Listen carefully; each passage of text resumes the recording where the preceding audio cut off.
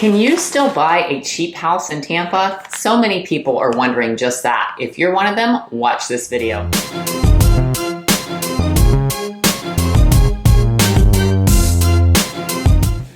Hey everybody, thanks for tuning into my channel Living in Tampa, where it's my goal to show you everything you need to know about eating, sleeping, playing, and living in the greater Tampa Bay area. Hey, if it's your first time to my channel, please hit that subscribe button, ring the little bell so you'll be notified every time I upload a new video. Thanks so much for watching. Today's video, I'm going to be talking about a question that I get asked very often is, can I buy a cheap house in Florida anymore? Like, prices have gone up so much. Is that still even possible to get something affordable there, or did I miss that opportunity? Well, I'm here to tell you that there is still opportunity in the Tampa area to own a home that is affordable. If it's cheap, it means different things to different people. So I am going to be diving into the numbers so you can decide if cheap, if that fits your description of cheap or not. So first of all, prices, where are they headed? Right now, everyone is concerned about the market cooling and prices going down. I'm here to tell you that yes, the prices have definitely cooled, but we are not seeing any drastic price drops overall. In fact, in August, the numbers that came out from the Greater Tampa Association of Realtors showed that prices still went up considerably in the month of August. I do think once those numbers in September come out, that could be a little bit of a different story, but we aren't expecting any kind of drastic decrease in the average prices. Our average price right now sits right around $375, $400, depending on what part of Tampa you're looking in. Of course, when you get closer to the water, those prices do tend to go up and you get a little bit less bang for your buck. But you can still find a pretty nice home in the Tampa area in the 400 range. Is that affordable for you? That's a question only you can answer, but I am going to go into a little more detail of what areas you can find a home in for that price. But before we delve into that, I want to cover the topic, is it still a good time to buy? Because I am getting asked that question a lot right now. I know there's a lot of hesitation with the market. I know the rates have gone up a lot. There's so much on everyone's mind. Inflation is killing us, not only at the gas pump, but particularly, I think, in the grocery stores. People are having sticker shock. I mean, I am having sticker shock. I know that for sure. I wanted to have some friends over the other day and wanted to have like chips and dips and things like that. And I went to grab some guacamole, and I hardly ever go into Publix because it is one of our more expensive grocery stores. So I try to avoid that one. But I was in a hurry and I literally saw guacamole for $8, and it was a tiny little container. I was very shocked. Needless to say, I did not buy it. I ended up buying some avocados and making probably triple the amount for less than that. But even the avocados were like some ridiculous price. So yes, prices are affecting all of us. I don't know when that is going to change, but as far as the housing prices go, the good news is those prices have been holding pretty steady. Again, the rates have gone up, so that makes it a lot less affordable for a lot of people, but we've got ways that we can help you with that. I've been able to successfully negotiate for a lot of my buyers right now for them to have the seller contribute some closing costs toward buying down their mortgage rate. The other thing you can do is to take out a 15-year loan instead of a 30-year loan. Those rates are a lot lower.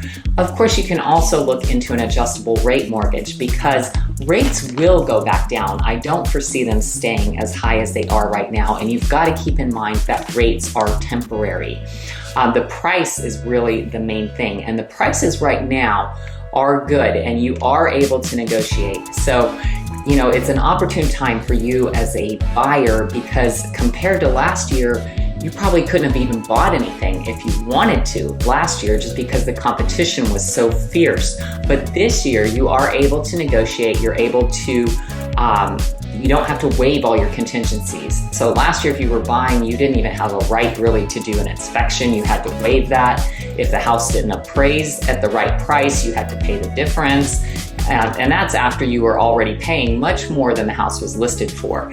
So the ball is definitely in your court as a buyer now, and I think it's a much better time to buy than it was last year. And if you're looking at new construction, I can definitely help you with that. I've been able to negotiate things with builders lately for them to throw in things like buying down the rate for the buyer, for them to throw in things that they haven't been throwing in for the past several years. In fact, on these more expensive homes, one of the local builders here has been throwing in a pool now when you buy with them. So there's a lot more incentives that you're going to get if you're buying new construction, or if you're buying an existing home, you're gonna have a lot more negotiating power. So as far as the prices go, I wanna go over just some general numbers with you here in Tampa for the cheap houses, because I know a lot of investors would like to come here and maybe flip some homes, and they wanna buy something that's under $200,000.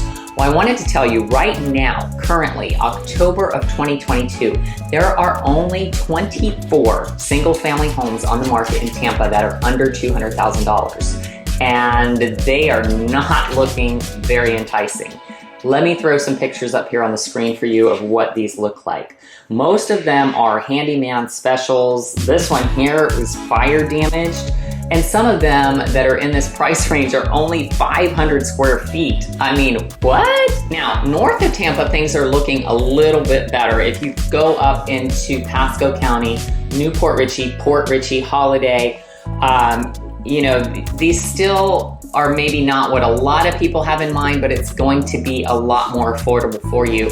The other place to look would be more south of Tampa. If you're looking down in like Ruskin and Waimama, some of the more rural areas that are just starting to be developed more, that's going to be a lot more affordable. And if you say you're wanting to be closer to the beach, well, if you're trying to keep it in the 200s, I would say that's probably not going to work out. I'm happy to show you some examples of that if you like, but overall, I'm just gonna say probably not what you have in mind.